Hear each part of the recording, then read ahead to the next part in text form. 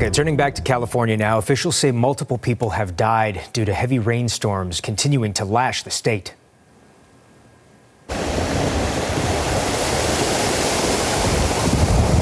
you can see from those images, many roads have been turned into rivers after severe thunderstorms moved in early yesterday morning. Flash flooding has been reported in the San Francisco area, with many homes under shelter-in-place advisories and evacuation orders. And heavy rain is only expected to continue throughout today. Now, the CBC's Neil Herland is on this story for us. Neil, what more can you tell us about the situation there? It seems crazy. Yeah, Mark, it's been a wet and messy Christmas in California, and it follows a terrible year of weather in the state. You might remember it all began last January with those devastating wildfires. It now ends with a soggy December in California's biggest city, and an atmospheric river hitting Los Angeles, San Francisco, San Jose. The storms triggering floods and mudslides that left 4 people dead. Now, some of the soil was already scorched by those wildfires in the last year. That made it more vulnerable to the mudslides and collapse. A 64-year-old man in San Diego was killed by a fallen tree. A woman in her 70s was on a rock right by the ocean. Then a large wave came and swept her into the sea.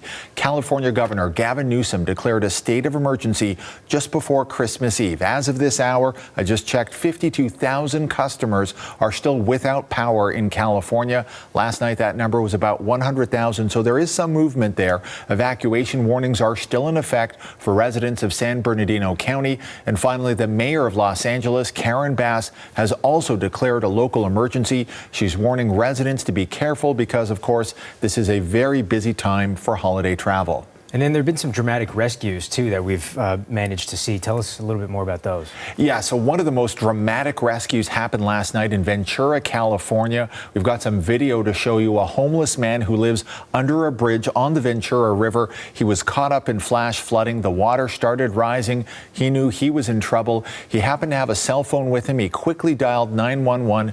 The fire department arrived fast and decided to use a ladder with a special hoist to save the man's life. Let's have a listen now to the fire captain.